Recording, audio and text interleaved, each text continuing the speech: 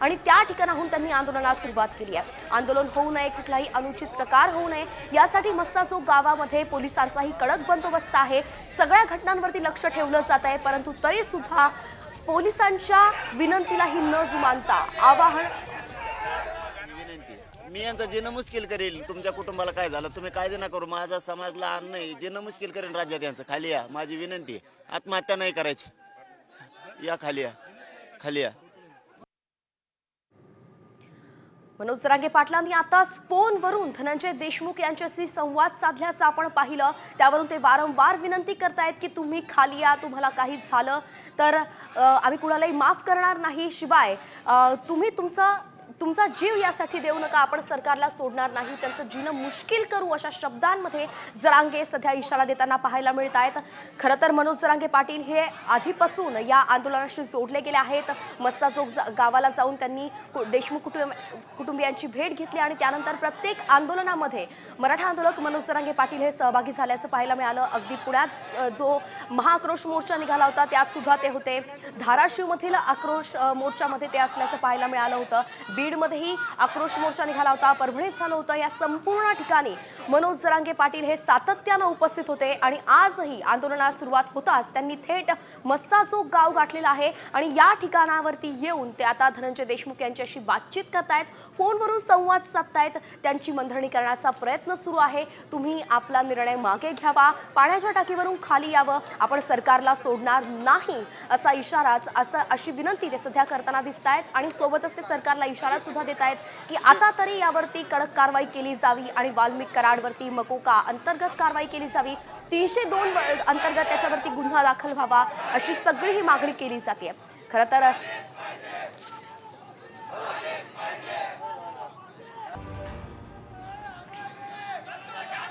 ही दृश्य सध्या आपण पाहतोय मस्साजोग गावामध्ये थेटपणे आपण सध्या आलेलो आहोत आणि पाण्याच्या टाकीवरती चढून संतोष देशमुख यांचे बंधू धनंजय देशमुख यांनी आंदोलन सुरू केलं आहे। ग्रामस्थ सुद्धा त्यांच्यासोबत या आंदोलनात सहभागी झाले आहे।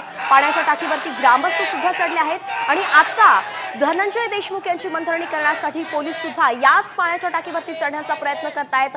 पाण्याच्या टाकीवरती जाऊन त्यांची समजूत काढून त्यांना आंदोलनातून मागे फिरण्याची विनंती करण्यासाठी पोलीस वर जाताना दिसत आहेत, परंतु ग्रामस्थ आपण पाहतोय ग्रामस्थ या ठिकाणी आक्रमक झाले आहेत आणि त्यांनी पोलिसांना वर येऊ देऊ नका असं ते इतर ग्रामस्थांना सांगतायत। त्यामुळे आता पोलीस नेमकं वरती जाऊ शकतील का, ते कशी समजूत काढणार हे पाहणं महत्त्वाचं आहे। तुर्तास या संपूर्ण आंदोलनावरती आपली नजर आहे आणि सध्या आपण पाहतोय की पोलीस वर जाताना दिसत आहेत, पाण्याच्या टाकीवरती ते चढताना दिसत आहेत आणि त्या ठिकाणीच संतोष देशमुख यांचे बंधू धनंजय देशमुख सध्या या पाण्याच्या टाकीवरती चढलेले आहेत। शोले स्टाईल आंदोलनच त्यांनी सध्या पुकारलेलं आहे। त्यांची मागणी आहे की वाल्मिक कराडला मकोका अंतर्गत त्याच्यावरती कारवाई केली जावी, 302 अंतर्गत त्याच्यावरती गुन्हा दाखल करण्यात यावा।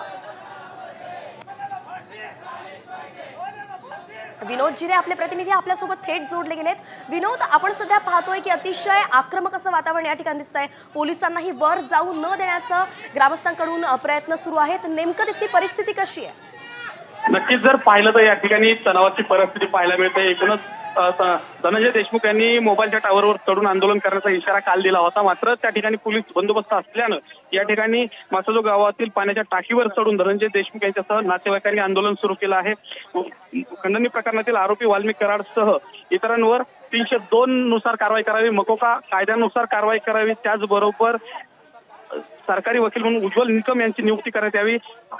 जो तपास सुरू आहे CID आणि SIT कडून त्याची माहिती देशमुख कुटुंबियांना देण्यात यावी, यासह विविध मागण्या घेऊन या ठिकाणी धनंजय देशमुख आक्रमक झालेले, आक्रमक पवित्रा त्यांनी घेतला आहे।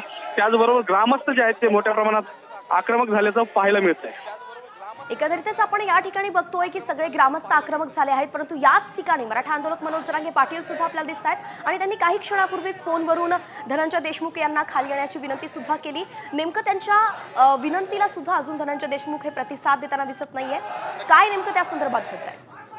नक्कीच जर पाहिलं तर गेल्या 10 मिनिटांपासून या ठिकाणी मनोज जरांगे पाटील आलेले, तर मनोज जरांगे पाटील यांनी धनंजय देशमुख यांना फोनवरून संवाद साधलेला आहे। त्यांनी विनंती देखील केलेली आहे की या ठिकाणी तुम्ही खाली या, मी तुमच्या सोबत आहे, जोपर्यंत त्यांच्यावरती कारवाई होत नाही तोपर्यंत मी तुमच्या सोबत असणार आहे, तुमची आम्हाला गरज आहे, कोणताही अनुचित प्रकार घडू नये याच्यासाठी मनोज जरांगे पाटील देखील या ठिकाणी बसून आहेत। तर आणि पोलीस प्रशासन देखील आता ऍक्शन मोडमध्ये असल्याचं दिसतंय. महिला अधिकारी देखील पाण्याच्या टाकीवरती चढलेल्याचा मात्र वरती चढण्यासाठी जी शिडी असते ती शिडी या ठिकाणी आंदोलकांनी काढून ठेवली आणि त्यामुळे आता पोलिसांना वरती चढायला येत नाही. अच्छा विनोद, असेच आपण आमच्यासोबत जोडून राहा. तुर्तास मी सध्या काय होतं या परिस्थितीचा आढावा आपल्या प्रेक्षकांना देतेय.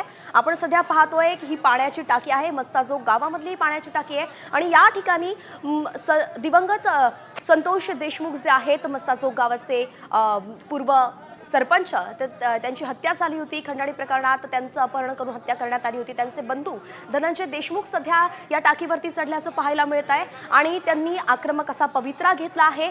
जोपर्यंत या प्रकरणातील मुख्य आरोपी म्हणून ज्याला ते संबोधतायत हे गावकरी वाल्मिक कराड, त्याच्यावरती मकोका अंतर्गत कारवाई होत नाही, 302चा गुन्हा त्याच्यावरती दाखल होत नाही आणि सरकारी वकील म्हणून उज्ज्वल निकम यांची नियुक्ती होत नाही, अशा अनेक काही मागण्या आहेत या ग्रामस्थांच्या, देशमुख कुटुंबियांच्या. या पूर्ण होत नाही, त्याबद्दल आश्वासन दिलं जात नाही, तोपर्यंत हे आंदोलन मागे घेणार नाही असा आक्रमक पवित्रा त्यांनी दिलेला आहे. आणि म्हणून आपण पाहतोय की धनंजय देशमुख सध्या पाण्याच्या टाकीवरती चढले आहे. त्यांची समजूत काढण्यासाठी ही आताची दृश्य आपण पाहतोय की पोलीस सुद्धा पाण्याच्या टाकीवरती चढण्याचा प्रयत्न करत होते. त्यांच्यासोबत आपण पाहतोय की महिला पोलीस अधिकारी सुद्धा आपल्याला दिसत आहेत, परंतु ग्रामस्थ काही जुमानत नाहीये. पोलिसांनी वर येऊ नये पाण्याच्या टाकीवरती म्हणून अगदी ती शिडी सुद्धा त्यांनी काढून टाकलेली आहे आणि यामुळेच आता पोलिसांना परत मागे फिरावं लागतंय. ही दृश्य आपण पाहतोय की पोलिसांची नामुष्की झालेली आहे, ते परत पाण्याच्या टाकीवरून खाली उतरताना दिसत आहेत. एकंदरीतच घोषणाबाजी जर आपण ऐकली तर सगळे ग्रामस्थ आक्रमक झाल्याचं दिसत आहेत. विनोद, आपण पाहतोय ग्रामस्थांचा एकच आक्रोश या ठिकाणी आपल्याला दिसतोय. सगळ्यांचाच या आंदोलनाला पाठिंबा आहे आणि